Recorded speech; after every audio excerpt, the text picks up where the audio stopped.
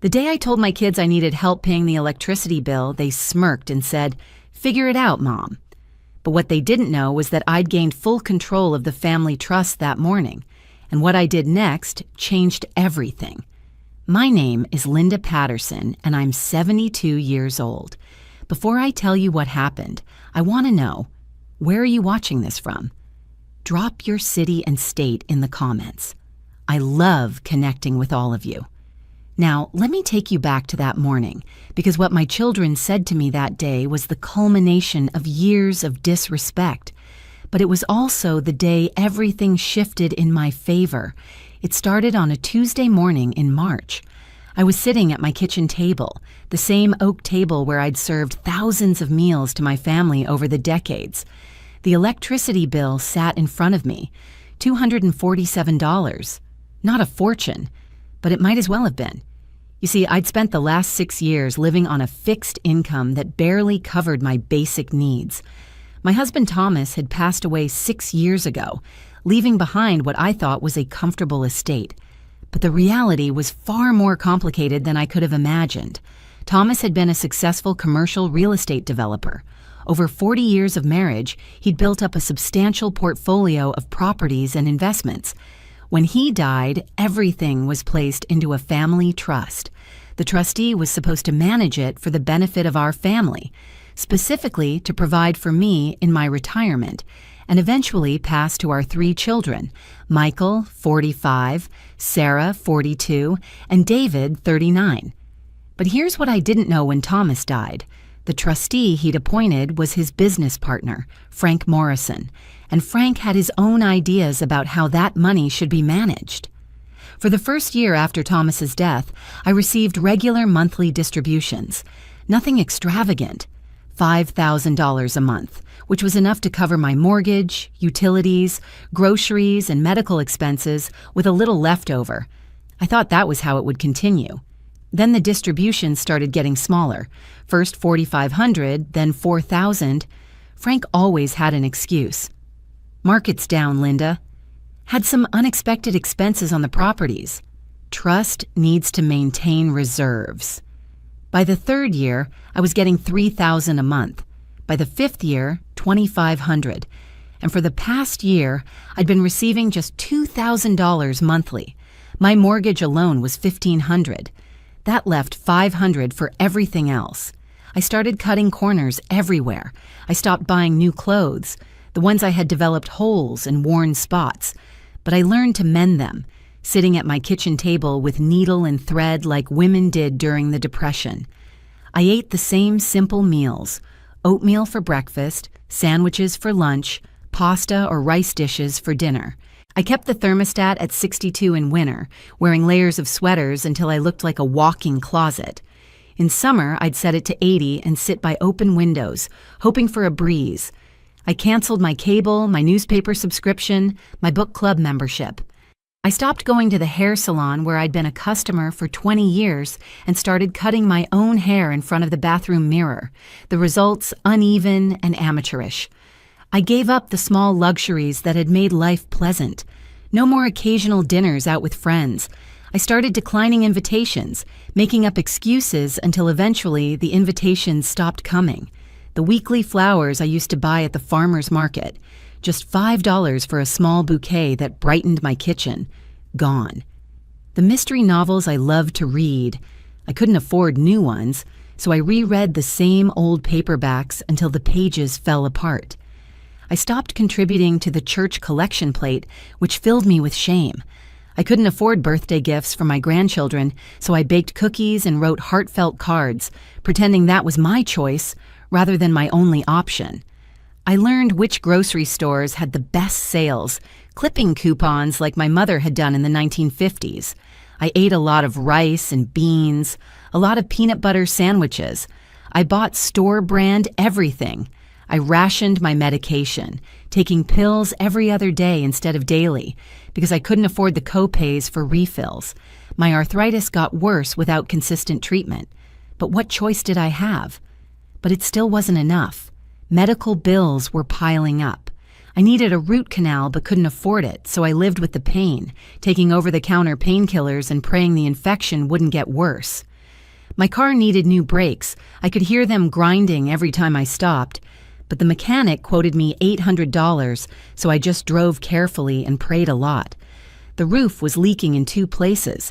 I put buckets down when it rained. The washing machine made terrible noises but still worked, so I ignored it. And now I was short on the electricity bill. So that Tuesday morning, I decided to call my children.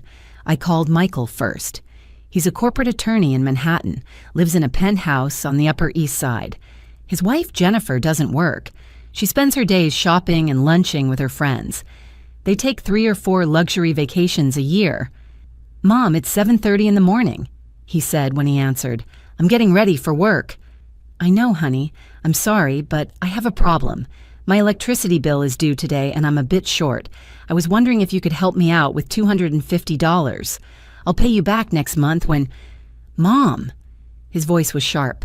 "We've talked about this. You need to learn to budget better. Jennifer and I have our own expenses. The kids' private school tuition is due. We can't keep bailing you out." "Keep bailing me out?" I'd asked him for money exactly twice before in 6 years. Once when my refrigerator died and once when I had an emergency dental expense. "Michael, I'm not asking for much, just enough to—" "I have to go, Mom. Talk to Frank about increasing your distribution. That's what the trust is for." He hung up. I sat there staring at the phone. Then I called Sarah. Sarah lives in Connecticut with her husband, Rick, and their 2 teenagers. Rick is a hedge fund manager. They have a summer house in the Hamptons and a ski condo in Vermont. Sarah herself runs a small interior design business. More of a hobby, really, that gives her something to do between yoga classes and charity galas. "Hi, Mom," she answered, sounding distracted. "Can this be quick? I'm meeting a client in 20 minutes. "Sarah, I need to ask you for a small favor. I'm having trouble with my electricity bill this month, and I wondered if—" "Oh my God, Mom. Again? You know Rick and I are in the middle of renovating the Hamptons house. Do you have any idea what that costs? We just spent $40,000 on the kitchen alone." My throat tightened. "I'm not asking for $40,000, sweetheart. I need $250. It's the principle, Mom. You have income from the trust. You need to live within your means. Maybe you should sell that big house and move into a smaller apartment. That would solve a lot of your problems."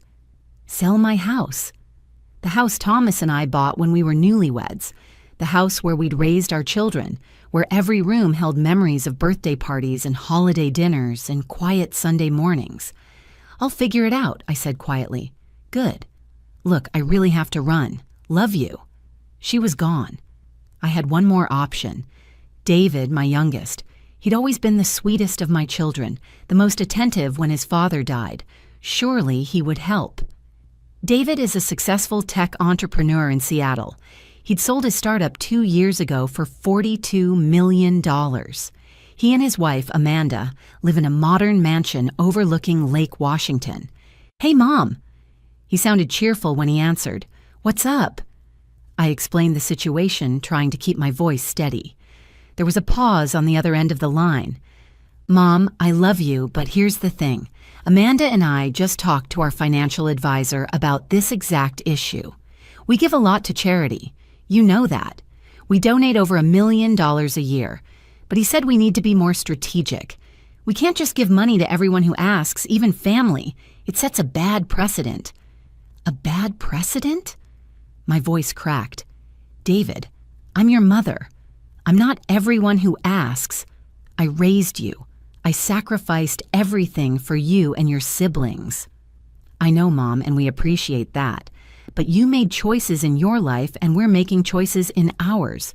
You chose to be a stay-at-home mom instead of building a career. That was your decision. We can't be responsible for the consequences of your choices." The consequences of my choices. As if raising 3 children, supporting my husband's career, managing our household, and volunteering in the community for 40 years wasn't valuable work. "I understand," I whispered. "Goodbye, David." I set the phone down on the oak table. My hands were trembling. I looked at the electricity bill, then at my checkbook. I had $417 in my account. If I paid the bill, I'd have $170 left for food and gas until the next trust distribution in 2 weeks. That's when I heard the doorbell. I wasn't expecting anyone, but I wiped my eyes and went to answer it. Standing on my porch was a man in an expensive suit, carrying a leather briefcase. He was about 60, with silver hair and kind eyes. "Mrs. Patterson? Linda Patterson?" "Yes. My name is Robert Chen. I'm an attorney. May I come in? I have some important information regarding your late husband's estate." I showed him into the living room. He declined my offer of coffee and got straight to business. "Mrs. Patterson, I apologize for arriving unannounced, but I've been trying to reach you for several weeks. Your phone number wasn't listed, and my letters were returned." "Letters? I haven't received any letters from you." He frowned. "They were sent to this address, but that's not important right now. What is important is that I have information you need to hear. I was your late husband's attorney, not Frank Morrison. Frank handled Thomas's real estate transactions. I handled his estate planning and trust administration." My heart started beating faster. "I don't understand. Frank has been managing everything." "That's the problem, Mrs. Patterson. Frank Morrison should not be serving as trustee." He opened his briefcase and pulled out a folder thick with documents. When Thomas created his trust, he named Frank as the initial trustee. However, the trust document included specific provisions. The trust was designed to provide for you during your lifetime. The assets were meant to support you comfortably. Only after your death would the remainder pass to your children. That's standard estate planning for someone in Thomas's position. But Frank has been reducing my distributions every year. He says the trust performance has been poor, that expenses are high, that I know what Frank has been saying, and Mrs. Patterson, it's all lies. Robert's voice was firm, steady. I've been investigating the trust for the past year after receiving concerning information from one of Thomas's former employees who felt something wasn't right. That person had the courage to contact me, and I'm grateful they did. He spread the documents across my coffee table. Bank statements, investment reports, spreadsheets covered with numbers. "Mrs. Patterson, Frank has been mismanaging the trust significantly. The trust currently holds approximately $8 million in assets. Let me repeat that. $8 million. Based on a conservative distribution rate of just 2.5% annually, you should be receiving at minimum $15,000 per month. A more reasonable rate would be 3 to 4%, which would mean $20,000 to $25,000 per month." My head spun. $8 million? $15,000 a month? But I've been getting $2,000. I know, and it's worse than that. Frank has been taking excessive trustee fees, far more than is reasonable or permitted under the trust document. He's been using trust assets for his own benefit. He's made risky investments without proper authorization. Mrs. Patterson, he's been stealing from you. I felt dizzy. I gripped the arm of my chair. Robert continued, his voice gentle but urgent. "I filed a petition with the probate court to remove Frank as trustee. The hearing was this morning, just 2 hours ago. I tried to reach you yesterday to let you know, but couldn't find a current phone number." "This morning? What happened?" He smiled for the first time. "The judge reviewed the evidence I presented. Bank statements, investment records, documentation of excessive fees. It was clear-cut. Frank Morrison has been removed as trustee effective immediately, and Mrs. Patterson, the judge appointed you as the successor trustee. As of this morning, you have full control of the family trust." The room seemed to tilt. What? "You are now the trustee. You control all the assets. You decide the distributions. You have complete authority over every penny in that trust." He pulled out more documents. "Here are the current account statements. Here are the access codes and passwords for the online accounts. Here's the contact information for the financial advisor who manages the investment portfolio. And here," he handed me a checkbook, "is the trust checking account. There's currently $473,000 in that account." I stared at the checkbook in my hands. $473,000. "There's more," Robert said. Frank must return the excessive fees he's taken over the past 5 years. We estimate that's approximately $600,000. We'll pursue that through the courts. Additionally, you can now set your own monthly distribution at a reasonable level. I'd recommend $15,000 per month to start, though you could go higher if needed. I couldn't speak. 6 years of struggling. 6 years of eating cheap pasta and wearing worn-out shoes and keeping my house cold in winter. 6 years of being told there wasn't enough money, and all along, there were millions. Robert stood up. I'll let you process all of this. Here's my card. Call me anytime if you have questions. The financial advisor's name is Patricia Reynolds. She's excellent, and she had no idea Frank was stealing from you. She'll help you manage everything going forward. Congratulations, Mrs. Patterson, and I'm deeply sorry for what you've been through. After he left, I sat on my couch for a long time, holding that checkbook. Then I looked at my phone. I had 3 missed calls, one from each of my children. They'd talked to each other, apparently. Coordinated their response to their desperate mother. I listened to the voicemails. Michael. Mom, Sarah told me you called her too. Look, we all agreed. You need to stop asking us for money. It's getting embarrassing. We have our own lives and responsibilities. Figure it out. Sarah. Mom, I talked to the boys.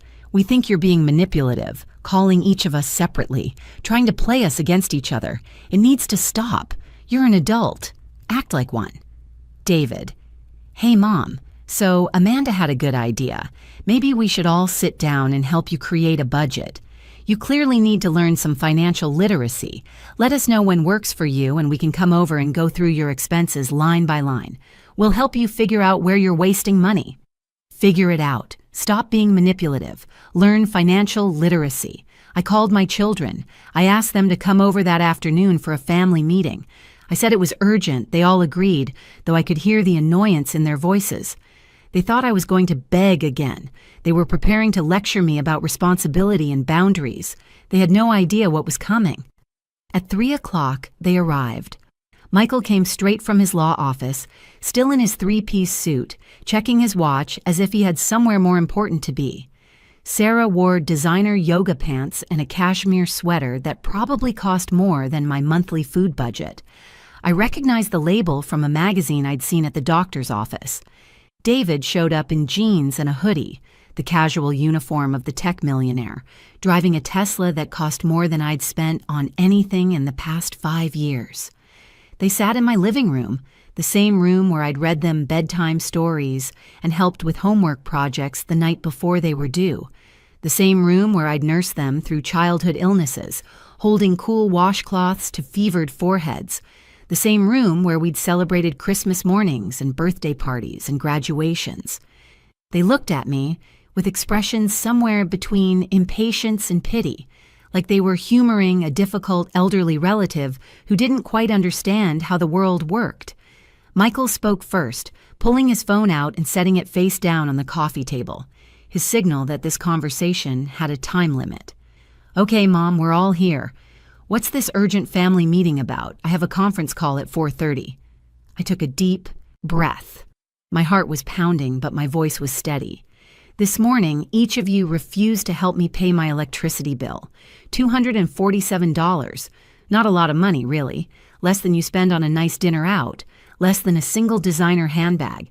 Less than one night in a hotel on your vacations. But to me, it was everything. It was keeping the lights on. It was maintaining the last shred of dignity I had left. And you all told me in different ways to figure it out myself. Mom, Sarah started, her voice uncertain, but I held up my hand. Let me finish. I need to say this. I looked at each of them in turn. Michael, you said I need to learn to budget better, and that you couldn't keep bailing me out, even though I'd only asked you for help twice in 6 years. Twice. Once when my refrigerator died and I had no way to store food. Once when I had an emergency dental infection that required immediate treatment. That's not a pattern of dependency. That's a mother asking her successful son for help in genuine emergencies. Michael opened his mouth to speak, but I continued. Sarah, You told me I should sell my home and that you couldn't help me because you're renovating your summer house. Your summer house, a luxury home you visit maybe 6 weeks out of the year while your mother was struggling to afford electricity in the only home she has. And David, my voice caught slightly. You told me that I need to face the consequences of my choices. The choice to raise you instead of building a career. David's face had gone pale. The choice to raise you, I repeated, as if the 40 years I spent caring for this family, supporting your father's career, volunteering at your schools, driving you to soccer practice and piano lessons and birthday parties, as if all of that was worthless, as if being your mother was a foolish decision I'm now being punished for. They had the grace to look slightly uncomfortable. What none of you knew is that this morning I also had a visit from an attorney. Your father's attorney. The real one, not Frank Morrison. Now I had their attention. It turns out that Frank has been stealing from the family trust for years, taking excessive fees, using trust money for his own purposes, deliberately minimizing my distributions. The trust actually contains $8 million. I should have been receiving $15,000 to $20,000 per month. Instead, I've been getting $2,000. Michael's face went pale. Sarah's mouth opened slightly. David leaned forward in his chair. This morning, a judge removed Frank as trustee, and the judge appointed me as the new trustee. I paused, letting that sink in. As of this morning, I have complete control over the family trust. Every asset, every investment, every dollar. The silence in the room was absolute. Your father set up this trust to provide for me during my lifetime. Only after I die is the remainder supposed to pass to the three of you. That was always his intention, to make sure I was taken care of first. Michael found his voice.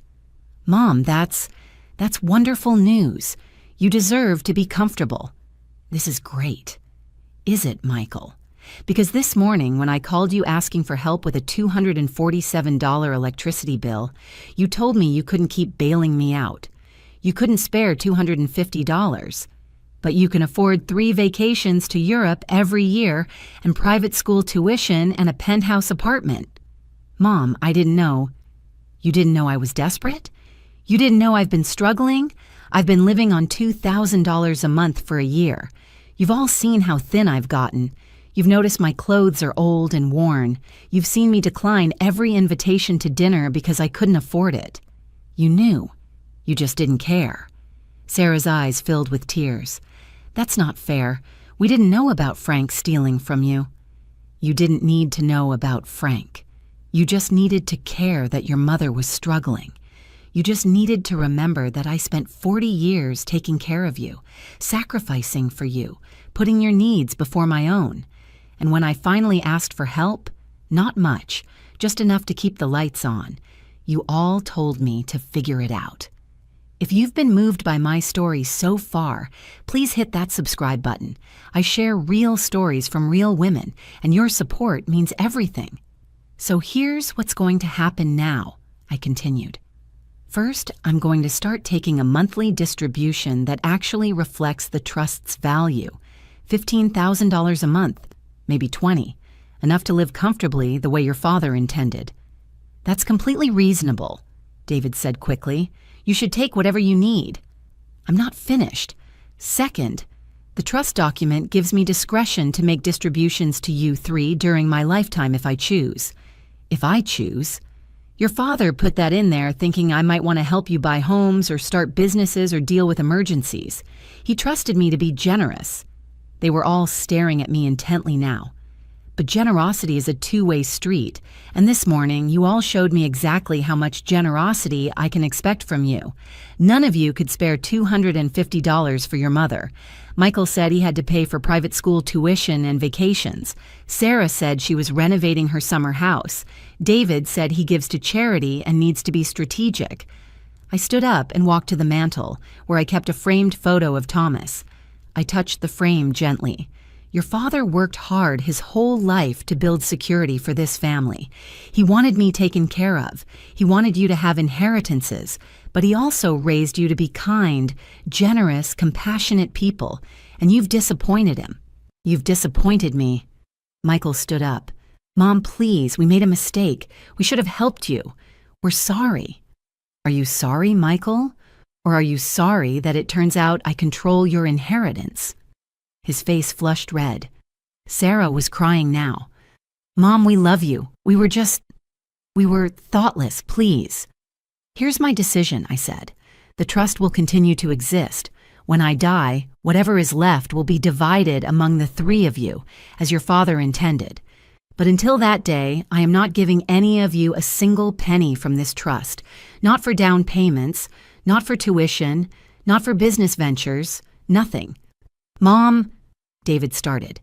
I'm not finished. You all have successful careers. You all make good money. You don't need help from me. And frankly, you don't deserve it. Not after today. That's vindictive, Michael said, his voice hard. No, Michael. Vindictive would be changing the trust to leave everything to charity, which I have the power to do as trustee. I'm not doing that. I'm honoring your father's wishes that you eventually inherit, but I'm also honoring his wishes that I be taken care of, something none of you seem to care about this morning. Sarah wiped her eyes. I understand. We hurt you. We failed you. We're sorry. I appreciate the apology, Sarah. But apologies don't erase the fact that when I was at my lowest point, struggling to keep the electricity on, my own children couldn't be bothered to help. They smirked and told me to figure it out. I walked back to my chair and sat down. There's one more thing.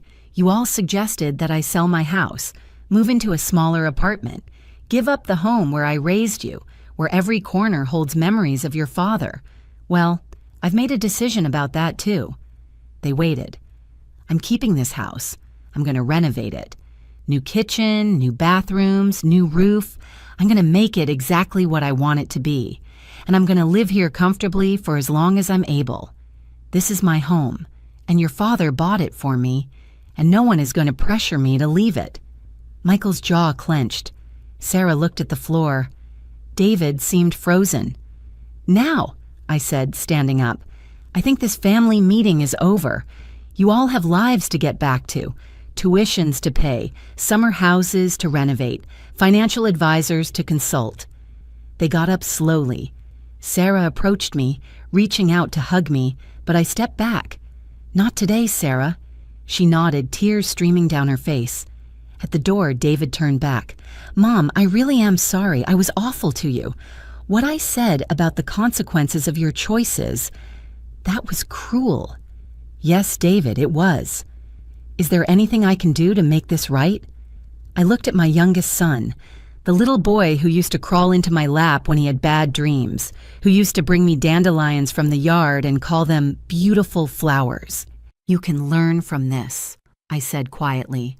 You can remember that money isn't everything, that family matters, that the people who love you and sacrifice for you deserve your respect and kindness.